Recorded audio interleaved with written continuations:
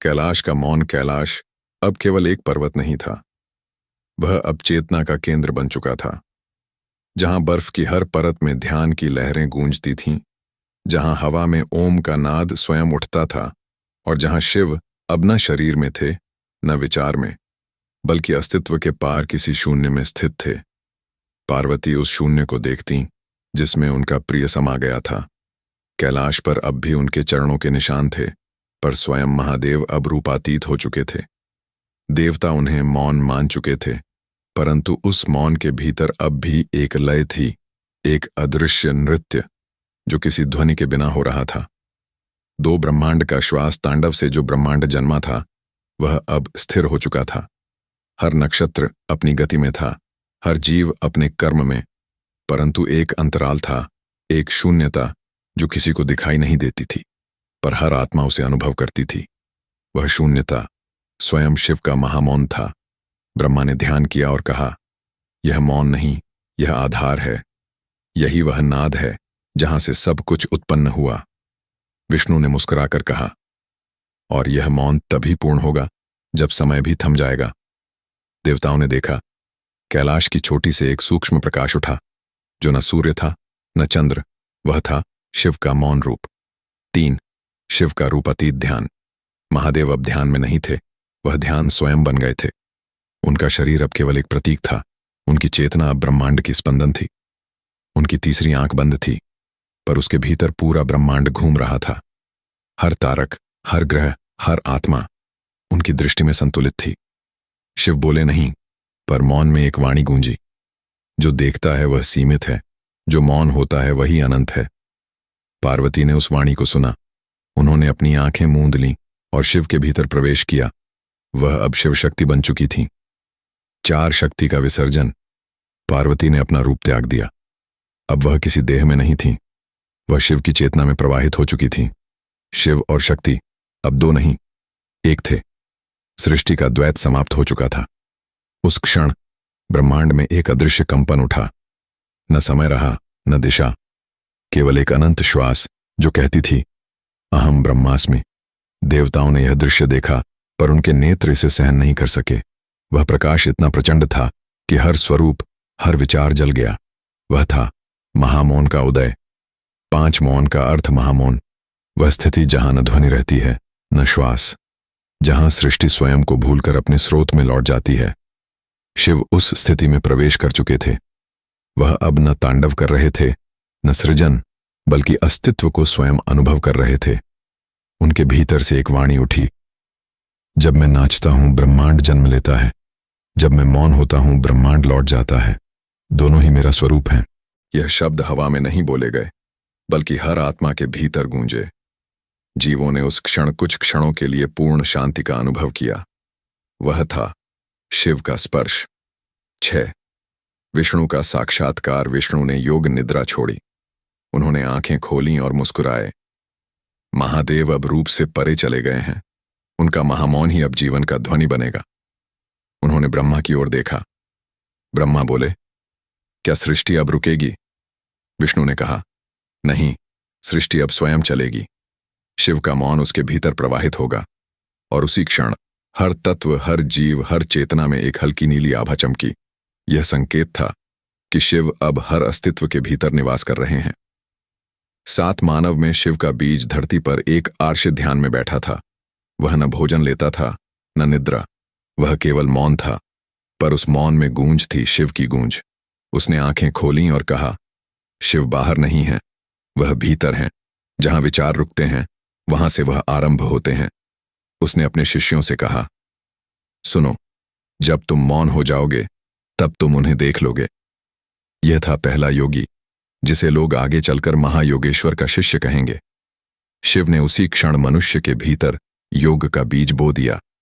8 ब्रह्मांड का विलय कैलाश से एक प्रकाश उठा। वह धीरे धीरे आकाश में विलीन होने लगा। न समय, न दूरी, सब स्थिर। वह प्रकाश धीरे धीरे हर दिशा में फैल गया। ब्रह्मांड अब केवल एक कंपन रह गया। ब्रह्मा, विष्णु, पार्वती, देवता सब उसी लय में समा गए। अब कोई अलग नहीं, कोई द्वैत नहीं, केवल एक शाश्वत सत्ता, महामौन। 9 अनंत की झलक। उस मौन के भीतर शिव ने अंतिम दृष्टि डाली। ब्रह्मांड के बाहर उन्होंने देखा, जो कुछ है वह न कभी आरंभ हुआ न कभी समाप्त होगा। वह मुस्कुराए। उनकी मुस्कान से ही एक नया नाद उत्पन्न हुआ। एयुम। वह नाद धीरे धीरे ब्रह्मांड की धड़कन बन गया। 10 शक्ति की वापसी। पार्वती ने उसी नाद में स्वयं को प्रकट किया। वह अब देवी नहीं, सत्ता थीं। उन्होंने कहा, प्रभु, यह मौन ही क्या अंत है? शिव ने कहा, नहीं देवी, यह शांति नहीं, यह बीज है। जब यह मौन पूर्ण होगा, नया सृष्टि चक्र प्रारंभ होगा। पार्वती ने मुस्कुराकर कहा, तो तांडव फिर होगा? शिव बोले, हां, जब मौन पूर्ण होगा तब तांडव फिर जन्म लेगा, क्योंकि शांति और नृत्य दोनों एक ही हैं। 11 ब्रह्मांड की नई धड़कन। धीरे धीरे सब कुछ शांत हुआ। ब्रह्मांड पुनः सुषुप्त अवस्था में प्रवेश कर गया। शिव और शक्ति अब शब्दों से परे थे। अब केवल नाद था। एयुएम की लय, जो नाद नहीं, चेतना का कंपन थी। यह वही क्षण था जब महामौन ने ब्रह्म को जन्म दिया। मौन का विस्तार ब्रह्मांड मौन में था, पर वह मौन स्थिर नहीं, वह जीवित था। उस मौन में एक धड़कन थी जो किसी के कानों से नहीं, आत्मा से सुनाई देती थी। वह धड़कन थी एयुएम का नाद। शिव उस नाद के बीच थे, परंतु अब उनका कोई रूप नहीं था। वह अब ध्वनि के भी पार पहुंच चुके थे। वह जान चुके थे कि जो कुछ है वह केवल अनुभव का विस्तार है, और जो नहीं है वह स्वयं शिव हैं। 2 समय का विसर्जन। समय अब अस्तित्व में नहीं था।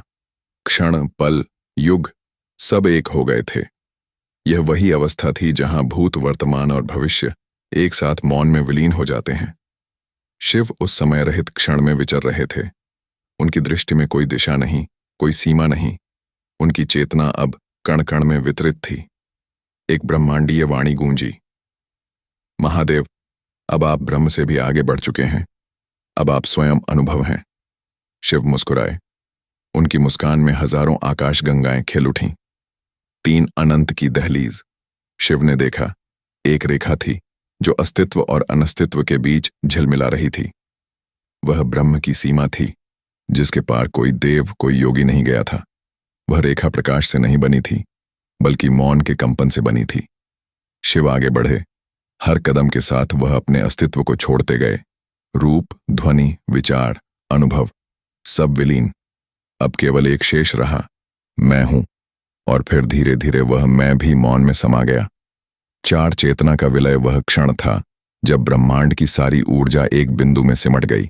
वह बिंदु शिव का हृदय था। वह बिंदु अचानक विस्फोटित हुआ, पर यह कोई विनाश नहीं था। यह था अनुभूति का पुनर्जन्म। हर जीव, हर परमाणु अब उसी ऊर्जा से भर गया। देवताओं ने मौन में प्रणाम किया। विष्णु बोले, शिव ने अब अहम का अंत कर दिया है, अब वह अनंत चेतना है।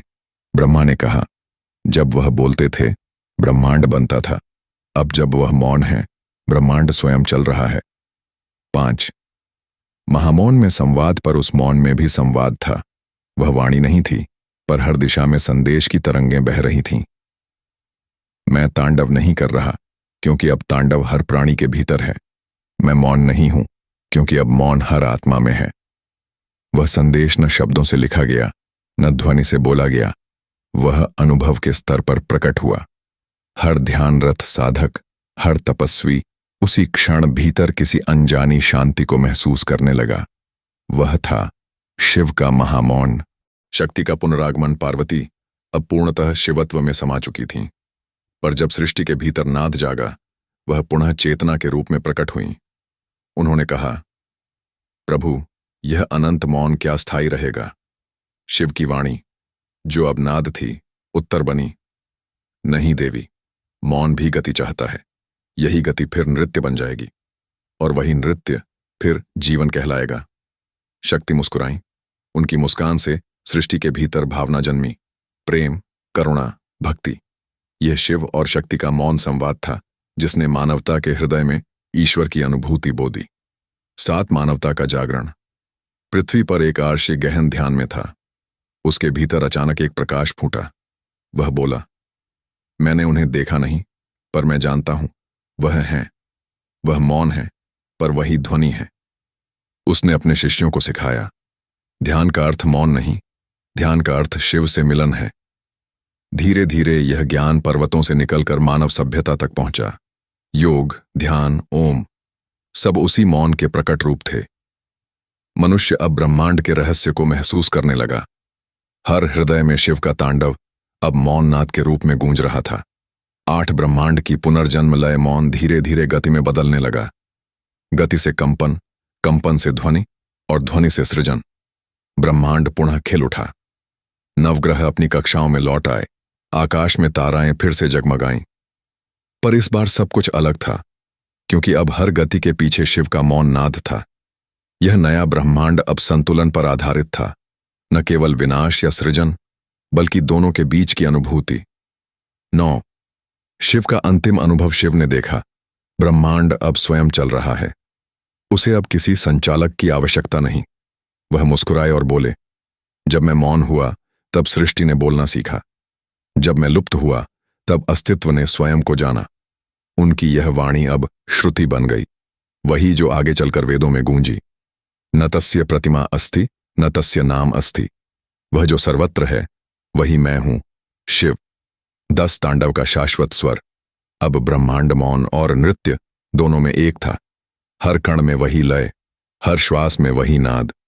शिव अब कहीं नहीं, क्योंकि वह हर जगह है। नृत्य रुक चुका था, पर उसका कंपन अनंत तक गूंजता रहा। यह तांडव नहीं रुका, यह केवल भीतर चला गया।